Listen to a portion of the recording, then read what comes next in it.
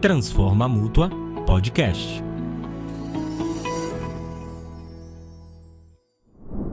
Olá, está no ar mais um episódio do Transforma Mútua Podcast. Eu, Sérgio Botelho Júnior, jornalista, recebo Melina Espanhol Bezerra Dutra, engenheira geóloga com 14 anos de experiência na área de licenciamento ambiental. Melina vai falar sobre sua trajetória profissional, que inclui trabalhos com licenciamento de condomínios do Distrito Federal, linhas de transmissão e atualmente licenciamento de rodovias no DENIT, por meio da empresa STE. Ela também vai comentar sobre o seu novo papel como diretora de Relações Institucionais do Sindicato dos Engenheiros do DF. Fique com a gente e acompanhe essa conversa. Melina, fale sobre sua formação e o que motivou sua escolha para a geologia. Bom, primeiro, boa tarde. Muito obrigada pelo convite, por estar aqui e poder falar um pouco sobre o papel do geólogo. Eu me formei em 2011 em geologia pela Universidade de Brasília. Inicialmente, o meu interesse na geologia era a mineração, mas ao longo do curso eu vi o potencial da geologia nas questões de licenciamento ambiental, impactos ambientais, e aí mudei o meu rumo para esse lado. Eu resolvi fazer geologia conhecendo durante o ensino médio mineração, procurando mais, saber sobre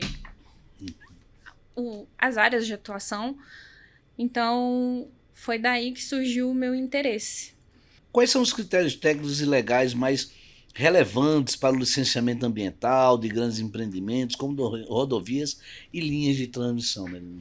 Bom, o licenciamento ambiental, ele se baseia principalmente na Lei de Política Nacional do Meio Ambiente e nas normas CONAMA. O que mais se destaca são os estudos de impacto ambiental, os relatórios de impacto ambiental, todo esse conhecimento que o empreendimento pode causar no meio ambiente, envolvendo, eu sei que estamos falando aqui só de geologia, mas envolve também o socioeconômico, o meio biótico e o meio físico. Então, tudo isso a gente precisa estudar antes de instalar qualquer empreendimento, seja linha de transmissão, seja rodovia, seja uma mineradora. Então, esse é todo o embasamento. Como o conhecimento geológico contribui para mitigar impactos ambientais em obras de infraestrutura? A principal importância da geologia é na questão de identificar os riscos naturais, como instabilidade de terreno, erosão, contaminação de águas subterrâneas. Esses estudos geotécnicos, geológicos, eles garantem que seja feita uma boa fundação e que se evitem problemas estruturais futuros, como, por exemplo, aconteceu no viaduto Euler, aqui do Distrito Federal, que apresentou rachaduras. Então, isso mostra a importância de um bom estudo geotécnico para poder garantir uma boa estrutura. Muito bem. Na sua experiência, quais os principais conflitos entre o desenvolvimento urbano e a preservação ambiental no DF? O nosso principal problema aqui no Distrito Federal é o crescimento urbano acelerado, principalmente ali na APA do Planalto Central, que pode causar, esse crescimento vai causando impermeabilização do solo, a ocupação irregular, é um desafio constante e causa problemas até, por exemplo, de recarga do aquífero, incêndios, como a gente tem visto nos últimos anos, muitos incêndios. Quais mudanças ocorreram nas exigências ambientais nos últimos anos que impactaram diretamente no licenciamento de obras? Nos últimos anos, aconteceu uma grande flexibilização das normas para acelerar empreendimentos considerados estratégicos para o país. Por outro lado, alguns acidentes que tivemos, por exemplo, o de Brumadinho, fez alterar a legislação e a forma como a gente lida com esse tipo de estudo. E mostrou a importância de se dedicar ao meio ambiente e que não é uma coisa simples. Por exemplo, Brumadinho, tivemos quase 280 mortes. Certo. Então, de lá para cá, a gente teve uma certa rigidez e, por outro lado, uma flexibilização para empreendimentos de grande porte. Você atuou lá naquela De barra de Brumadinho? Não. Não atuei lá. Mas depois daquele desastre, vocês passaram a ter um estudo sobre aquilo dali, né? Mais profundo, né? Começou a ser mais rigoroso e dar uma atenção maior. Né? Hoje, as mineradoras, depois disso, elas são, como que eu vou dizer, o mapeamento Mais né? minucioso. É mais minucioso, mais criterioso, não leva tanto tempo, a frequência da análise é mais rápida. Então, o que antes talvez fosse deixado um pouco de lado, agora é uma regra fundamental. agora é fundamental. Que tipos de estudos ambientais são exigidos em projetos de linhas de transmissão e como eles interferem na execução da obra? Bom, isso varia muito da extensão da linha de transmissão. Né? Se for acima de 750 quilômetros, isso. Ele é um outro tipo de estudo, mas basicamente o que é estudado, como eu falei anteriormente, meio físico. A gente estuda os tipos de rocha, a geotecnia, o tipo de solo, o risco de contaminação de aquífero, dos rios, erosão, suscetibilidade à erosão do terreno. No meio biótico, a gente estuda a fauna, a flora. No meio socioeconômico, a pressão que vai ser causada ali, as comunidades quilombolas, as terras indígenas. Então, todos os meios, tudo é muito bem estudado.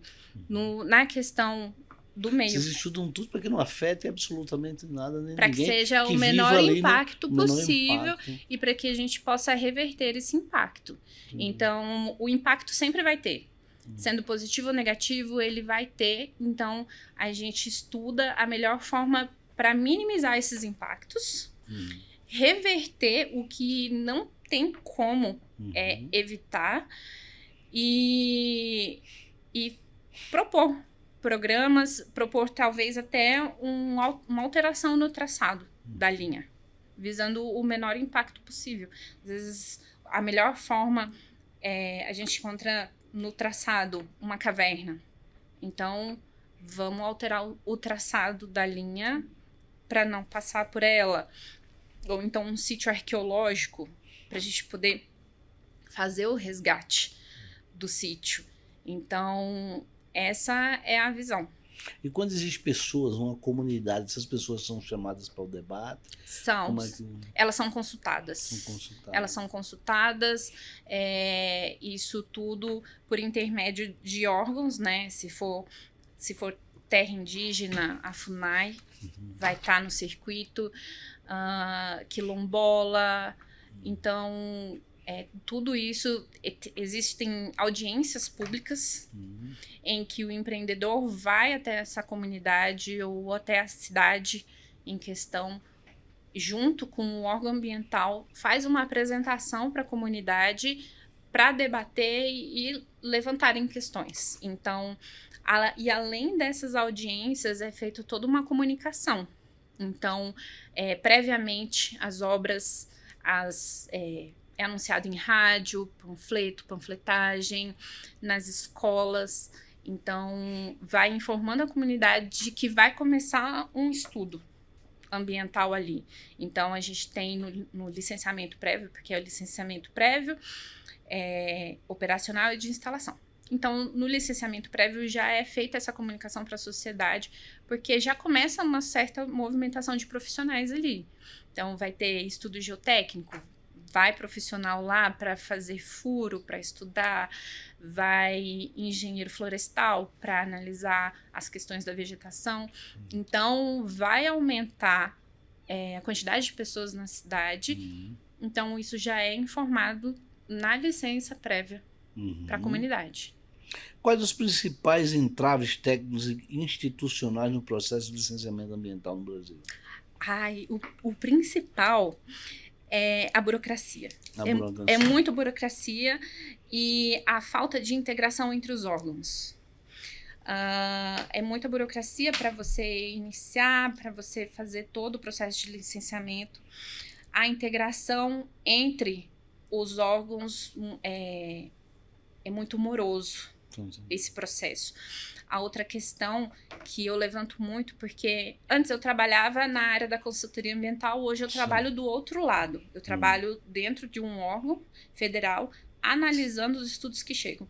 Então, o que acontece é que chegam estudos com uma qualidade muito baixa. E aí fica esse ping-pong, porque nós temos que analisar, pontuar as falhas, voltar para o empreendedor, para ele corrigir e passar de volta para a gente. Então, fica esse ping-pong e demora muito esse processo. Eu até comparo, eu vi isso agora, foi muito comentado, sobre a questão da extração do petróleo na Amazônia, né? Que o presidente Luiz Inácio Lula da Silva chegou até a criticar o IBAMA, porque eles não se entendiam para chegar a um denominador comum, qual o impacto ia dar naquela área ali, né? Isso, e aí pode acontecer... Eles não se comunicavam, né? Pode acontecer de mudar o técnico que está analisando, e aí quando muda o técnico, ele tem uma outra visão sobre o empreendimento e ele cobra outras coisas que talvez não tivessem sido cobradas. Então, esse processo, essa análise, acaba levando muito tempo. Ele criticou, na verdade, o Petrobras, a Petrobras jogou pro IBAMA e ficou aquela coisa... E fica ali, esse vai e vem. Isso acontece muito em tudo quanto é tipo de empreendimento. Por exemplo, hoje, trabalhando com rodovia, eu recebo, aquela obra precisa ser feita, a sociedade cobra aquela obra, uma duplicação de uma BR muito importante, mas chega o estudo pra gente com uma qualidade não tão adequada, nós não aceitamos, então tem toda a pressão do empreendedor, dos órgãos ambientais, da própria comunidade que precisa dessa obra feita. E o processo não anda. Muitas vezes ele vai se arrastando até acontecer, talvez, um problema, um desastre, como aquele que nós vimos no início do ano da ponte entre Tocantins e Maranhão, Sim. Que caiu. E muitas vezes é por causa desse processo. O processo de lançamento de edital, o processo de receber os estudos, analisar e ninguém se conversar nesse processo. Não se estuda mais profundamente, quer que a coisa aconteça intempestivamente, quer entregar aquela coisa... Acontece muito isso, muito do empreendedor em si. Estando desse lado agora, acontece muito de entregarem um estudo da mais simples possível, sabe? Só para atender as questões do edital, mas sem se aprofundar. E aí, quando a gente cobra, o empreendedor fala, não, mas eu apresentei. Não é bem assim. Porque, além dele responder pelo estudo, a gente analisando também responde. Então, se acontece algo, vão falar quem foi que liberou essa obra. Quem que foi que aceitou? E às vezes até por uma questão política, o gestor quer entregar logo aquela coisa ali, quer fazer uma média e vai de todo jeito, e lá na frente pode dar algum problema. Pode dar algum problema, né? Melina, mas Como a atuação técnica do geólogo ela pode ser fortalecida nas equipes multidisciplinares de grandes obras?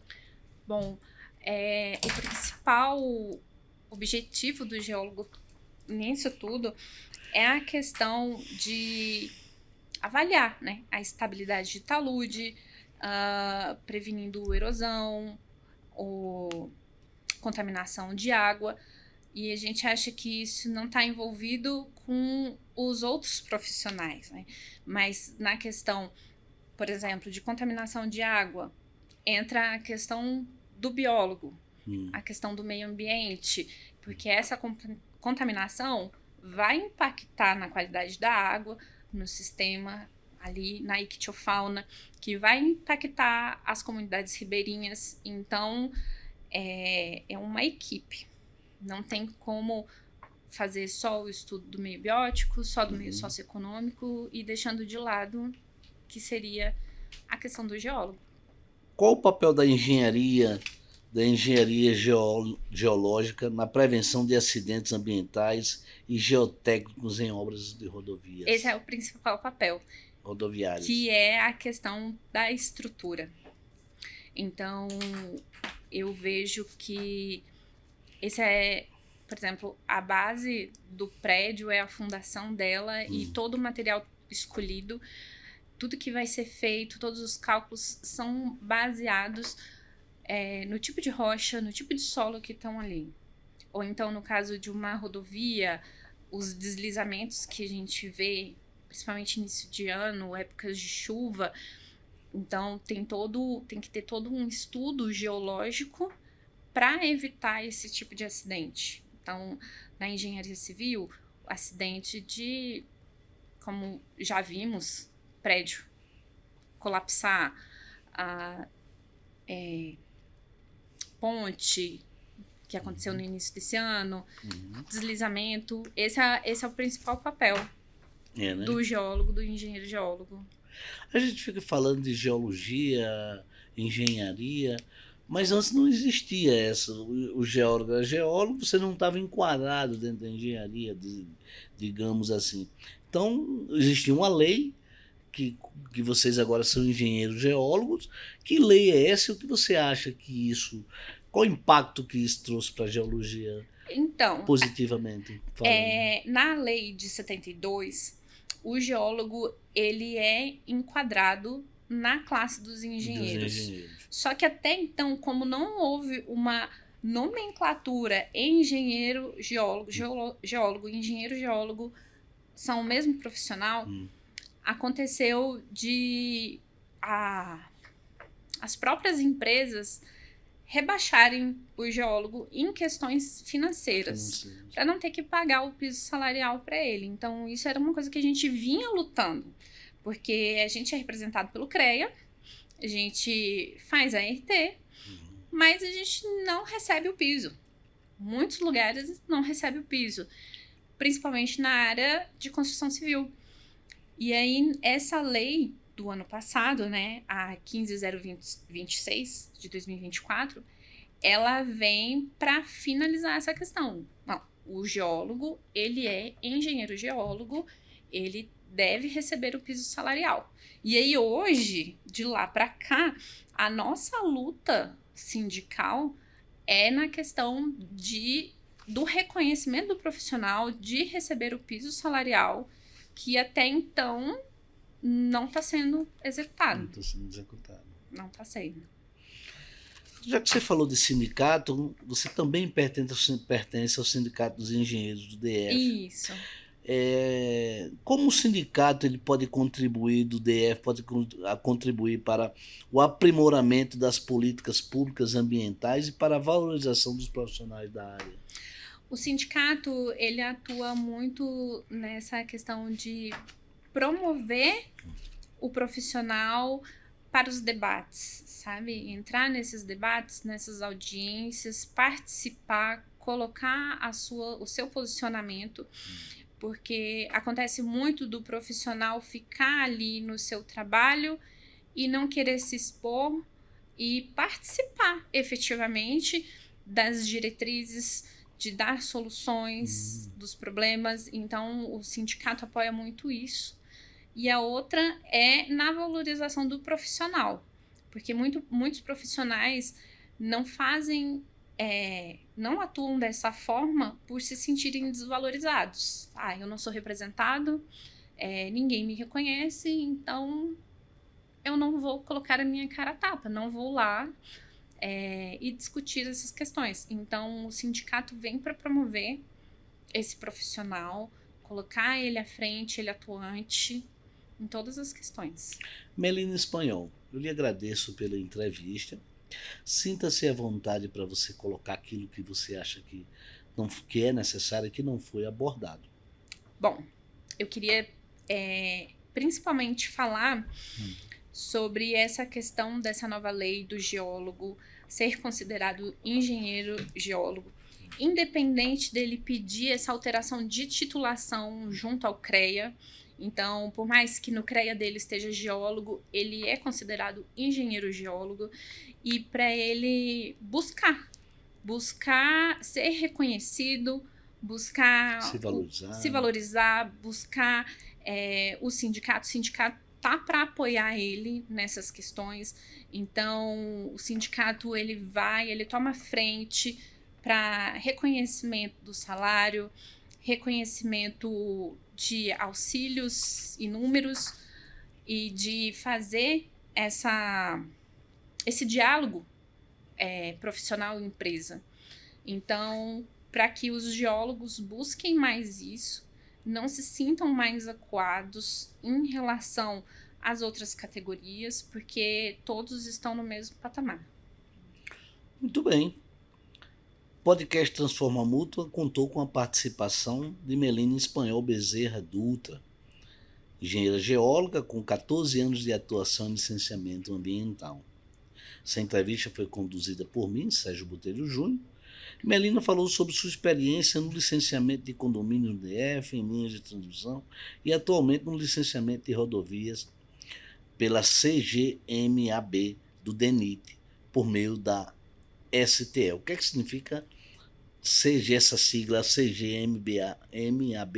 Coordenação Geral de Meio Ambiente do DENIT. Do DENIT, muito bem. Isso. Ela também abordou sua atuação como diretora de Relações Institucionais do Sindicato dos Engenheiros do DF.